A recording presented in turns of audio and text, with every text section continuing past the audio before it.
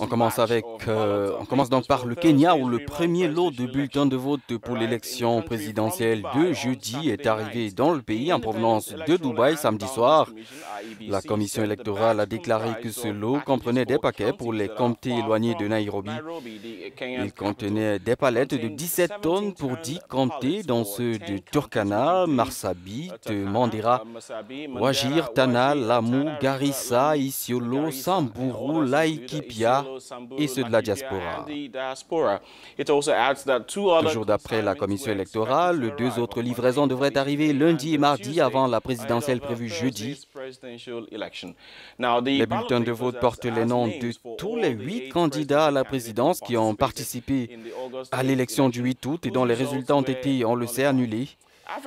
Victor Moussio et William Baïra nous dressent ici un récapitulatif des événements ayant conduit à l'élection de jeudi.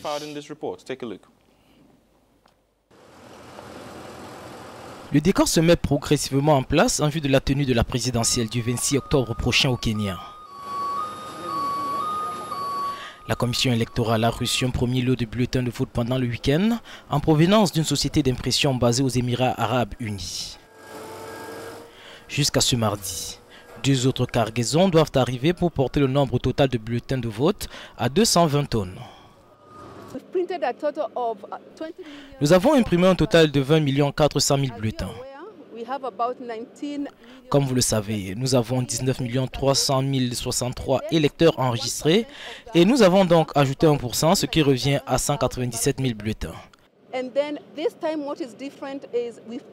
Et cette fois, nous avons imprimé des livres avec 30 bulletins.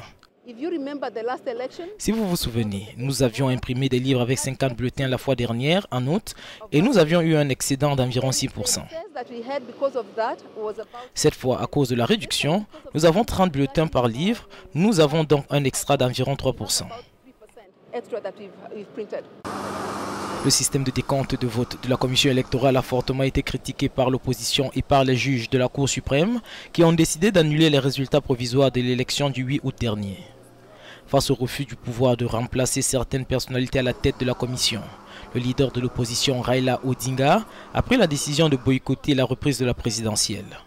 Le camp du président sortant Uhuru Kenyatta demande quant à lui à ses partisans de se déplacer massivement aux urnes jeudi prochain. Au Kenya, la sécurité sera une fois de plus un enjeu majeur de la présidentielle prévue pour le 26 octobre prochain, bien que le nombre de policiers qui seront déployés lors du scrutin demeure pour l'instant inconnu. Ils étaient plus de 100 000 en août dernier lors de la présidentielle invalidée donc. C'était la plus importante opération sécuritaire de l'histoire du Kenya. Je précise par ailleurs que selon un rapport d'Amnesty International et de Human Rights Watch, au moins 33 personnes auraient perdu la vie lors de ces violences post-électorales en août dernier. Ces derniers chiffres, pourtant, ont été rejetés en bloc par la police kenyane. Voilà, on en parle avec David Makali, il est analyste politique à Nairobi, au Kenya. Bonjour David, merci d'être avec nous ce matin. Alors cette arrivée des bulletins de vote samedi prouve-t-elle que le pays est prêt à organiser cette nouvelle présidentielle? Le gouvernement est bien sûr déterminé à faire en sorte que l'élection se déroule. L'UEBC, l'organe électoral, est également déterminé à faire un effort pour s'assurer qu'il a joué son rôle en respect de la Constitution et de l'ordonnance de la Cour suprême. En ce qui concerne donc la préparation du pays, je pense qu'il y a beaucoup de pression exercée sur l'UEBC et le gouvernement pour le report de cette élection afin de trouver un moyen de sortir des tensions qui caractérisent actuellement le pays.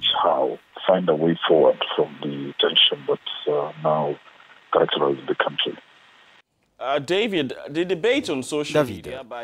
eh bien, le débat sur les réseaux sociaux entre partisans du Jubilee et de la NASA se fait sur fond de frustration. Tout le monde souhaite aller de l'avant. Je rappelle que le principal rival, Odinga, avait annoncé son retrait du nouveau scrutin et l'UEBC avait laissé entendre qu'elle n'était pas prête à mener à bout le processus. Comment réagissent les Kenyans à tout cela?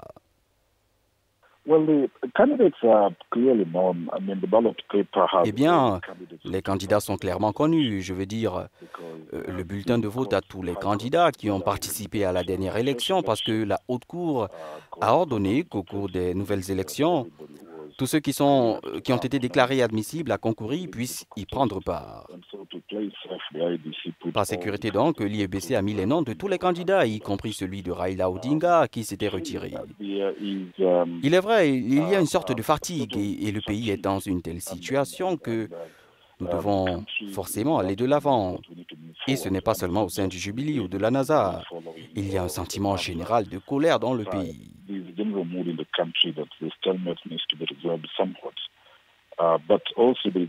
Mais il y a aussi le fait que les partisans de la coalition NASA estiment que les problèmes qu'ils ont posés n'ont pas été résolus. Et donc, à leur avis, il n'y aura pas une élection transparente.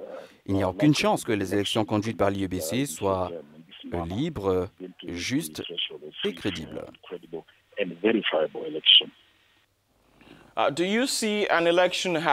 Vous attendez-vous à la tenue effective d'une élection jeudi?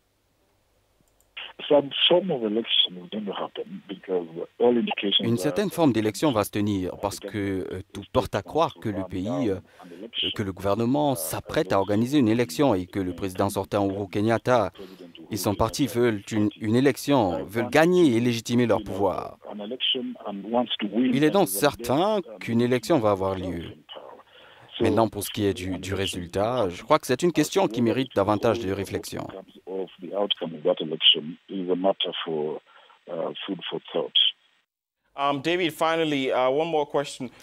David, pour terminer, quelles leçons peuvent tirer les électeurs kenyans, les politiciens et la communauté internationale des événements qui se déroulent au Kenya?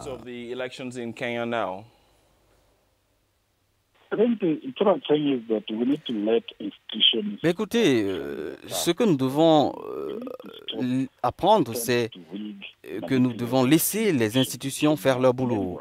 Et ensuite, nous devons stopper les tentatives de trucage, de manipulation ou de fraude durant les élections au Kenya ou ailleurs en Afrique. Parce qu'en fait, l'élection qui a été annulée n'était pas à la hauteur des attentes.